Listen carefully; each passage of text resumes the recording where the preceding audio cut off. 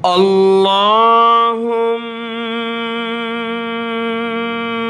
صل على محمد وعلى آل محمد۔ میرے دیکھنے والے تمام مسلمان بہن بھائیوں کو میری طرف سے السلام علیکم ورحمۃ اللہ وبرکاتہ۔ الحمدللہ، قرآن مجید کا آسانی سے ترجمہ سیکھنے کا سلسلہ اس چینل پر جاری ہے، اور آج کے اس سبق میں ہم شروع کریں گے سورۃ البقرہ کا رکوع نمبر 4 اور آیت نمبر 40 ہے۔ آج کا سبق شروع کرتے ہیں۔ اعوذ باللہ من الشیطان الرجیم، بسم اللہ الرحمن الرحیم۔ اس کا لفظی ترجمہ اور مفہوم سمجھنے سے پہلے اس کا اجمالی خاکہ سمجھیں گے۔ پچھلے سبق میں آیت نمبر 39 اور رکوع نمبر 4 مکمل ہوا۔ یہاں سے ہے آیت نمبر 40 سورۃ البقرہ اور رکوع نمبر 5۔ یہاں سے آیت نمبر 40 سے لے کر کے آیت نمبر 123 نمبر آیت تک جو ذکر ہے وہ سارا یہود سے متعلق ہے۔ اہل کتاب جن کو کہا جاتا ہے یہود یعنی بنی اسرائیل، ان سے متعلق ہے۔ پچھلے جو 4 رکوع ہم نے پڑھے ہیں ان میں ذکر تھا کفار کا، وہ کفار جو مشرکین تھے یعنی اہل علم نہیں تھے، جن کے پاس کوئی کتابی علم نہیں تھا، بلکہ ان کے آباء و اجداد کو دیکھ کر انہوں نے اپنا جو مذہب اختیار کیا تھا بت پرستی، ان کفار کا ذکر آیا، اور منافقین کا ذکر آیا جو دل سے مانتے نہیں تھے، ظاہری زبان پر کہتے تھے ہم مسلمان ہیں، لیکن اہل کتاب کا ذکر نہیں آیا۔ یہاں سے رکوع نمبر 4 آیت نمبر 40 سے جو یہ سلسلہ شروع ہوتا ہے یہود کا، یہ آیت نمبر 123 تک چلتا ہے، جس میں اللہ تبارک و تعالی نے یہود جو مدینہ میں آباد تھے، چونکہ سورۃ البقرہ مدنیہ ہے یعنی اس کا کافی حصہ جو ہے مدینہ میں نازل ہوا، اور اس میں کیونکہ مدینہ کے اطراف میں بہت ساری آبادیاں تھیں یہود کی، جو یہود خود کو اہل کتاب کہتے تھے یعنی تورات کا پیروکار کہتے تھے، اور اسی کے ساتھ وہ اہل علم بھی تھے، تو لوگ ان کی عزت کرتے تھے کہ یہ علم والے ہیں، ان کی بات مانتے تھے۔ تو ان یہود کو ان آیات میں خطاب ہے، اور محمد الرسول اللہ صلی اللہ علیہ وآلہ وسلم کی شریعت کی پیروی کرنے کا حکم اللہ کی طرف سے آیا، اس کی تمام تفصیل آئے گی۔ شروع کرتے ہیں۔ یا بنی اسرائیل اذکروا نعمتی التي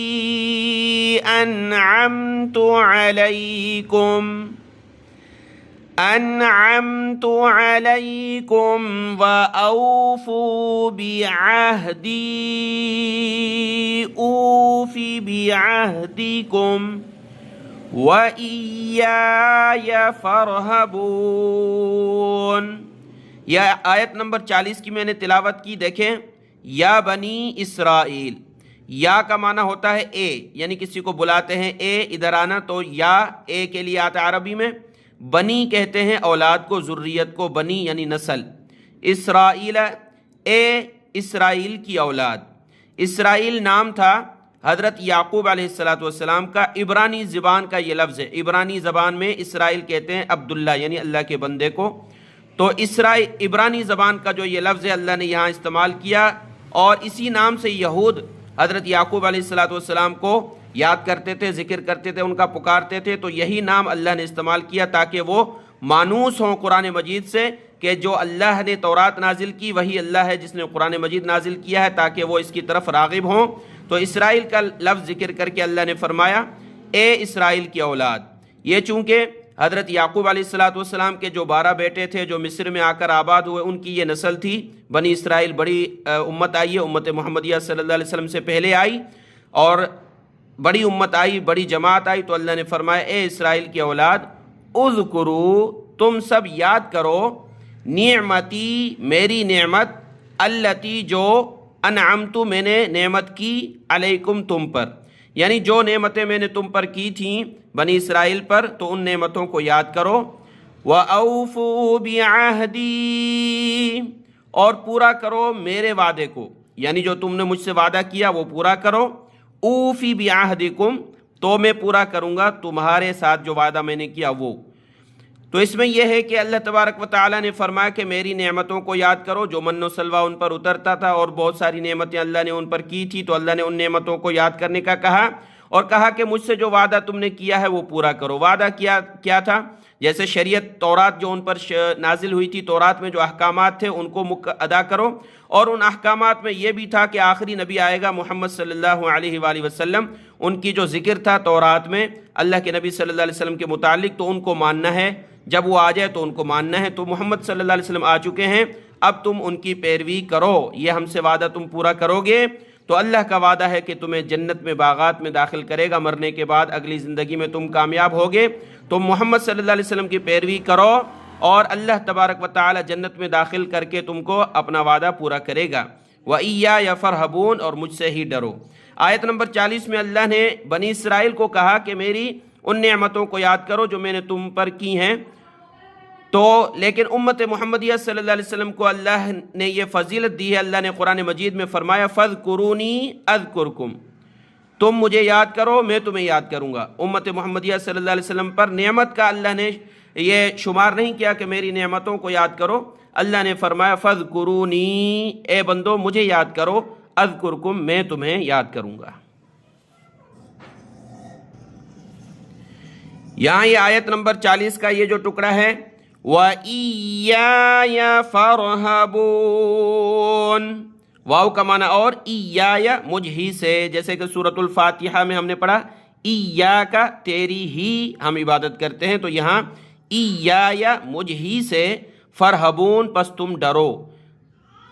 ارہب کا معنی ہوتا ہے رہب یرہبو یعنی ڈرنا، فرحبون پس تم مجھ سے ہی ڈرو، یعنی لوگوں سے نہ ڈرو کہ لوگ کیا کہیں گے، ہم یہود ہیں اور پھر مسلمان ہو رہے ہیں، تو لوگوں کی ملامت کی پرواہ نہ کرو، اللہ ہی سے ڈرو اور تم ایمان لاؤ۔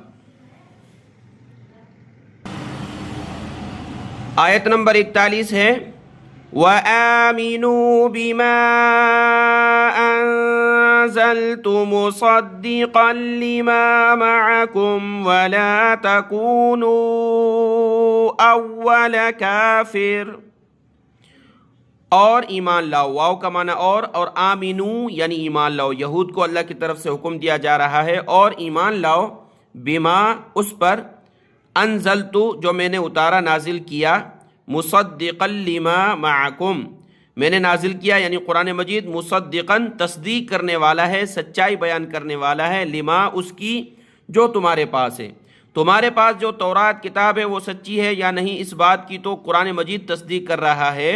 جو قرآن مجید تورات کی تصدیق کر رہا ہے کہ تورات سچی کتاب ہے، اللہ کا نازل کلام ہے، تو تم جو ہے اس قرآن مجید کی پیروی کرو، اس پر ایمان لاؤ۔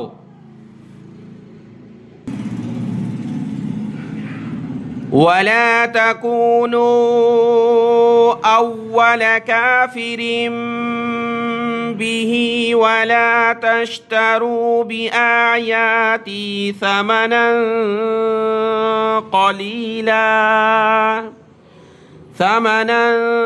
قَلِيلًا وَإِيَّايَ فَاتَّقُونَ۔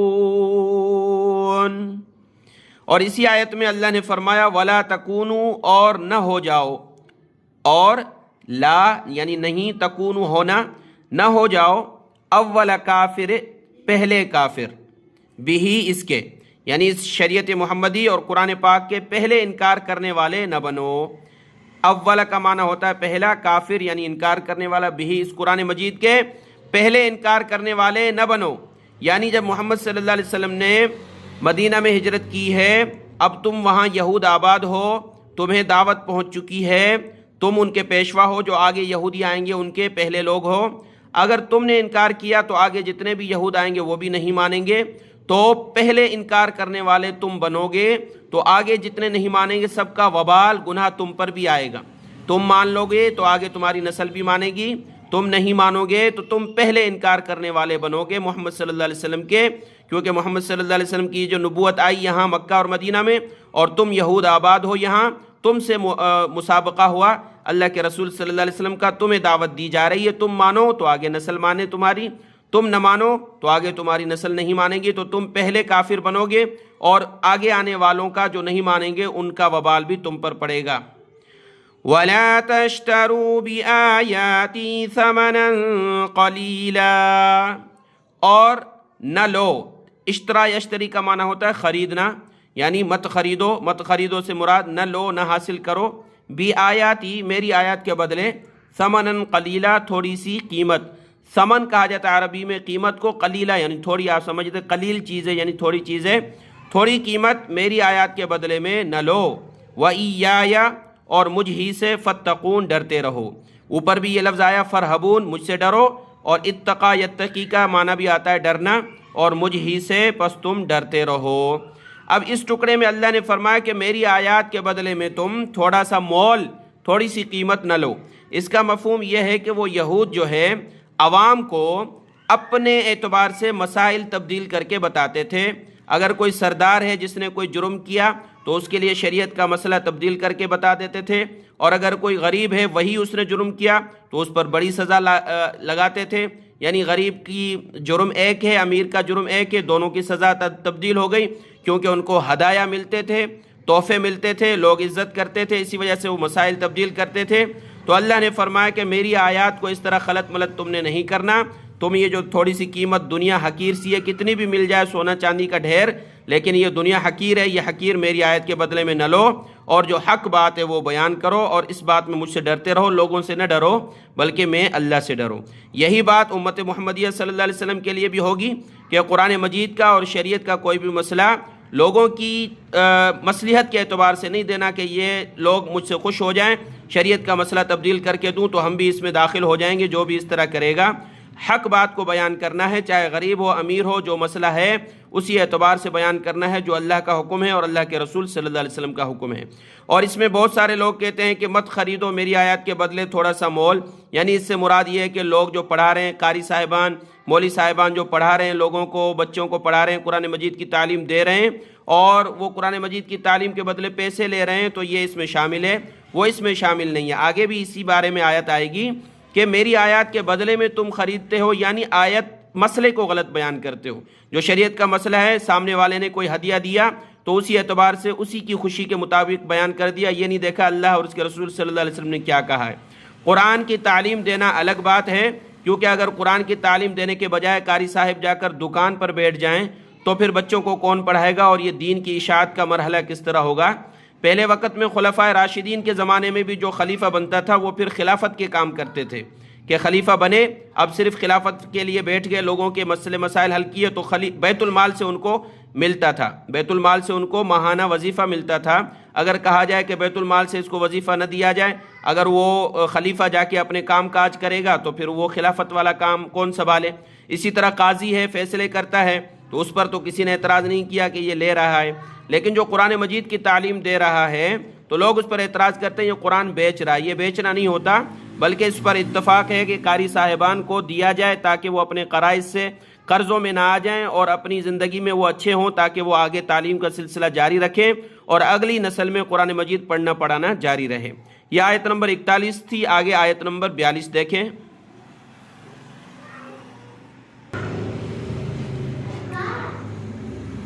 وَلَا تَلْبِسُوا الْحَقَّ بِالْبَاطِلِ وَتَكْتُمُوا الْحَقَّ وَأَنْتُمْ تَعْلَمُونَ۔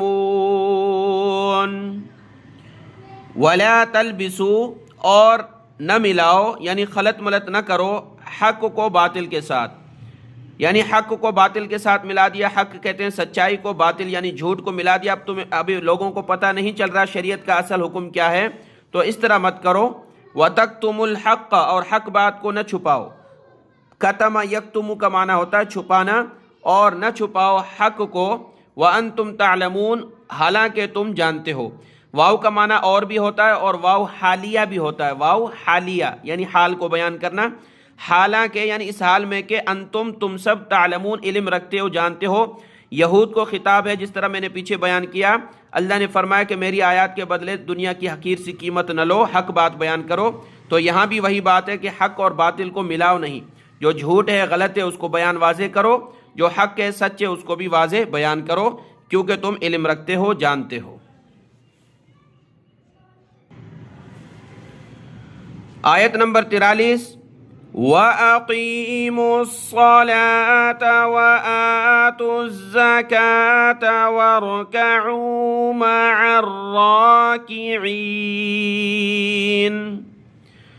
اللہ نے فرمایا اور اقیمو تم سب قائم کرو الصلاۃ نماز کو، اور تم سب ادا کرو، ایتاء کا معنی ہوتا ہے دینا، آتو یعنی دو، ادا کرو، الزکاۃ زکات، ورکعو اور رکوع کرو، مع الراکعین رکوع کرنے والوں کے ساتھ۔ اس آیت کا میں جو حکم ہے تو یہود کا ذکر ہے تو یہود کو ہے، لیکن اسی کے ساتھ امت محمدیہ صلی اللہ علیہ وسلم کو بھی یہی حکم ہے کہ جو نماز قائم کی جاتی ہے، پڑھی جاتی ہے اللہ کے لیے، اس کو تم قائم کرو۔ قرآن مجید میں اس کا لفظ جب بھی ذکر آیا نماز کے ساتھ، نماز قائم کرنا۔ الصلاۃ کا معنی ہوتا ہے دعا، اور اس کا طریقہ وہی ہے جو محمد الرسول اللہ صلی اللہ علیہ وسلم نے نماز پڑھ کر دکھائی۔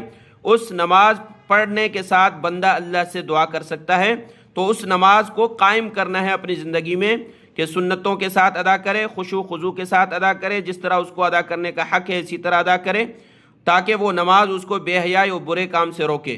ان الصلاۃ تنہی عن الفحشاء والمنکر، اللہ نے قرآن مجید میں نماز کی ایک طاقت بیان کی ہے کہ نماز بے حیائی اور برے کاموں سے روکتی ہے۔ یہ تب ہوگا جب ہم نماز کو قائم کریں گے بالکل توجہ اور خشوع خضوع کے ساتھ، اخلاص کے ساتھ۔ اگر ہم نماز صرف پڑھ رہے ہیں، جان چھڑا رہے ہیں، بے چینی ہے اور نماز پڑھ رہے ہیں، تو یہ نماز ہمیں برے کاموں سے نہیں روکے گی، اور ہم نماز پڑھ رہے ہیں اور برے کاموں میں لگے ہوئے ہیں، تو اس سے پتہ چلتا ہے کہ ہماری نماز میں کمی ہے، ہمیں اپنی نماز کو درست کرنا ہوگا۔ اور اگلا حکم ہے وَآتُوا الزَّکَاۃَ، اور ادا کرو زکوٰۃ۔ جس طرح نماز جو ہے انسان کے وجود کو گناہوں سے پاک کرتی ہے، انسان پاک ہو جاتا ہے، تو رہا ہمارا مال جو ہمارے پاس موجود ہے وہ کیسے پاک ہو کہ قیامت میں وہ مال ہماری پکڑ کا سبب نہ بنے، تو اس کے لیے اس کا ایک حصہ جو شریعت نے لازم کیا ہے زکوٰۃ کا، سال میں وہ ایک مقررہ حصہ 40واں اس کا نکالنا ہے۔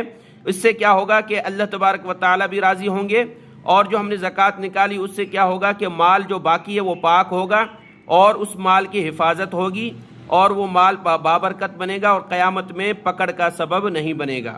تو نماز کو قائم کرنا ہے اور زکوٰۃ کو ادا کرنا ہے۔ جو مالدار ہیں وہ زکوٰۃ ادا کریں گے۔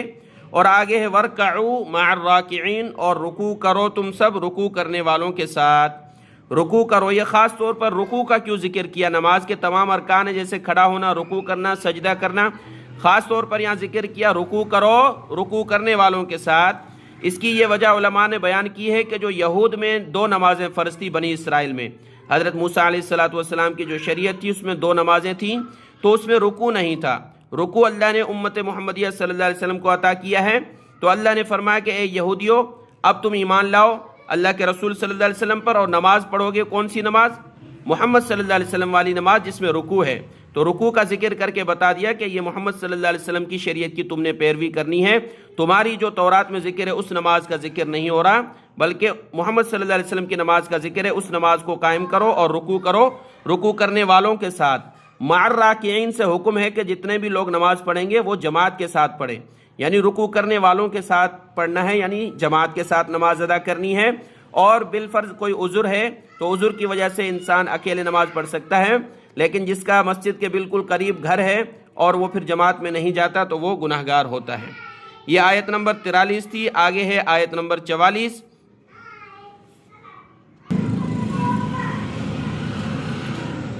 أَتَأْمُرُونَ النَّاسَ بِالْبِرِّ وَتَنْسَوْنَ أَنفُسَكُمْ وَأَنْتُمْ تَتْلُونَ الْكِتَابَ أَفَلَا تَعْقِلُونَ۔ آیت نمبر 44 میں اللہ نے فرمایا حمزہ زبر یہ استفہام یعنی سوال کے لیے آتا ہے۔ یعنی کیا؟ تأمرون، امر یأمر حکم دینا، تم حکم دیتے ہو، الناس لوگوں کو، بالبر نیکی کا، وا کا معنی اور، تنسون تم بھول جاتے ہو، انفسکم اپنے آپ کو، اور بھول جاتے ہو اپنے آپ کو، وانتم حالانکہ انتم یعنی تم، تتلون الکتاب تلاوت سے ہے، تتلون یعنی تلاوت کرتے ہو، پڑھتے ہو، الکتاب کتاب کو، افلا تو کیوں نہیں تعقلون تم عقل رکھتے، تو کیا تم عقل نہیں رکھتے؟ افلا کیا تم تعقلون عقل نہیں رکھتے؟ اس کا پس منظر یہ ہے کہ جو یہود تھے وہ بڑے تھے عالم، لوگ ان کی عزت کرتے تھے، اپنے تورات پر وہ تھے اور مسلمان نہیں ہو رہے تھے، تو کوئی شخص دوست ان کا، کوئی جاننے والا، کوئی عام بندہ ان سے جب اکیلے میں پوچھتا کہ ہم کیا کریں، محمد صلی اللہ علیہ وسلم کی پیروی کریں یا یہ جو مذہب ہے جس پر ہمیں اسی کی، تو وہ کہتے تھے کہ محمد صلی اللہ علیہ وسلم کی پیروی کرو اور اسی پر قائم رہو، یعنی اکیلے میں لوگوں کو اس بات کی تلقین کرتے تھے، کیونکہ جب تورات پڑھتے تھے اس میں واضح طور پر محمد رسول اللہ صلی اللہ علیہ وسلم کا ذکر تھا اور ان پر ایمان لانے کا حکم تھا، تو وہ دل میں تو کہتے تھے یہ حق ہے، لیکن وہ سرداری پیاری ہے، عزت پیاری ہے، لوگ تحفے دیتے ہیں، ہدایہ دیتے ہیں، اگر مانتے ہیں تو محمد صلی اللہ علیہ وسلم کے ہم ایک عام بندہ بن کر رہ جائیں گے، یعنی ساتھ رہنے والے، اور محمد صلی اللہ علیہ وسلم ہمارے بڑے ہوں گے، لیکن ان کو یہ بات ناگوار تھی، تو لوگ پوچھتے تھے تو لوگوں کو کہہ دیتے تھے کہ تم محمد صلی اللہ علیہ وسلم کی اتباع کرو۔ تو اللہ نے فرمایا کیا تم حکم دیتے ہو لوگوں کو نیکی کا اور خود بھول جاتے ہو اپنے آپ کو، حالانکہ تم کتاب پڑھتے ہو کہ حق یہی ہے، تو تم جو ہے عقل نہیں رکھتے اس بات کا کہ تمہیں بھی ماننا چاہیے۔ آگے آیت نمبر 45 میں اللہ تبارک و تعالیٰ نے ان کو حکم دیا کہ اس طریقے سے تم اپنی اس سرداری والی جو نیت ہے تکبر والی، اس سے نکل سکتے ہو۔ وہ کیا ہے؟ وَاسْتَعِینُوا بِالصَّبْرِ وَالصَّلَاةِ وَإِنَّهَا لَكَبِيرَةٌ إِلَّا عَلَى الْخَاشِعِينَ۔ واو کا معنی اور استعینوا یعنی مدد طلب کرنا، جیسے سورۃ الفاتحہ میں ہم نے پڑھا ایاک نعبد و ایاک نستعین، نستعین یعنی مدد حاصل کرنا، تم مدد حاصل کرو بالصبر صبر کے ساتھ، والصلاۃ اور نماز کے ساتھ۔ اس میں اللہ نے فرمایا کہ صبر اور نماز کے ذریعے تم مدد حاصل کرو، یعنی تم ایمان نہیں لا پا رہے، اس کی وجہ کیا ہے؟ دو چیزیں ہیں، ایک حب جاہ، ایک حب مال۔ حب جاہ عہدے کی محبت، ہم جس عہدے پر ہیں، بڑے عالم ہیں، لوگ ہماری عزت کر رہے ہیں، یہ عہدہ ہم سے چلا جائے گا، اور دوسرا حب مال، لوگ تحفے دے رہے ہیں، تحائف دے رہے ہیں، یہ مال کی محبت جو ہے یہ ہم سے چلی جائے گی۔ تو ان دو چیزوں کا علاج اللہ نے فرمایا صبر اور نماز کے ذریعے ہو سکتا ہے کہ تم صبر کرو۔ صبر کیا ہے کہ جتنے بھی ضروریات تم نے اپنے ذہن میں لگائی ہوئی ہیں، مجھے یہ بھی لینا ہے، یہ بھی لینا ہے، یہ چیز حاصل کرنی ہے، ان تمام چیزوں کو سائڈ پر رکھ کر صبر کرو آخرت کے لیے کہ اللہ مجھے آخرت میں عطا کرے گا۔ جب صبر کیا تو اس مال کی جو محبت ہے وہ تم سے ختم ہو جائے گی، جو مال تم لے رہے ہو اس کی محبت ختم ہو جائے گی، زیادہ لالچ ختم ہو جائے گی۔ والصلاۃ اور نماز اچھے طریقے سے ادا کرو، اس سے کیا ہوگا؟ عاجزی پیدا ہوگی، جو تمہیں عہدے کی محبت ہے وہ ختم ہو جائے گی۔ تو اس دو چیزوں کے ذریعے تم مدد حاصل کرو۔ وَإِنَّهَا اور بے شک یہ نماز جو ہے لَكَبِيرَةٌ یقیناً بہت بڑی چیز ہے، بھاری چیز بھی اس کو کہہ سکتے ہیں، بڑی چیز ہے۔ لام کا معنی یقیناً، کبیرتن یعنی بڑا ہونا، بڑی ہے، الا علی الخاشعین مگر خشوع کرنے والوں پر، جن کے دل میں عاجزی ہے، نرمی ہے، اخلاص ہے، ان پر یہ نماز بھاری نہیں ہوتی، نماز ان کو سکون دیتی ہے، لیکن جو خشوع خضوع سے نہیں پڑھتا تو وہ نماز میں بے چین رہتا ہے۔ تو یہ مدد جو ہے کس کے ساتھ؟ صرف منافق ان کو یہود کو ذکر نہیں، تمام امت کے لیے اس میں ایک علاج ہے۔ اگر ہمارا دل کالا ہو چکا ہے، مال کی محبت، دنیا کی محبت، تو ہمیں ان دو چیزوں سے مدد حاصل کرنی ہے۔ ایک تو صبر کریں کہ دنیا میں کوئی خوشی نہیں مل رہی، کوئی راحت نہیں، تو اللہ پہ توکل کر کے آخرت کی نعمتوں کا یقین رکھ کے، اللہ پر توکل رکھ کے ہم صبر کریں تو ہمارا دل ٹھنڈا ہوگا کہ ہمیں یہ چیزیں اللہ دے گا۔ دنیا میں ہم کتنی کوشش کریں نہیں ملے گا، جب تک نصیب میں نہیں ہے، تو اللہ پہ توکل رکھیں اور نماز کی پابندی کریں کہ اچھے طریقے سے اس کو قائم کریں، تو نماز کے ذریعے ان دونوں چیزوں کا یہ جو چیزیں ہیں یہ ختم ہوگی، حب مال اور حب جاہ۔ آخری آیت ہے آیت نمبر 46۔ الذین یظنون انہم ملاقو ربهم وانہم الیہ راجعون۔ اللہ نے فرمایا کہ یہ نماز بھاری نہیں ہوتی خشوع کرنے والوں پر، جو اخلاص والے ہیں۔ اللہ نے ان کی صفت بیان کی، الذین وہ لوگ، یظنون جو یقین رکھتے ہیں، انہم ملاقو کہ وہ سب ملاقو یعنی ملاقات کرنے والے ہیں، ربہم اپنے رب سے، وَأَنَّهُمْ اور وہ الیہ اس اللہ کی طرف راجعون لوٹنے والے ہیں۔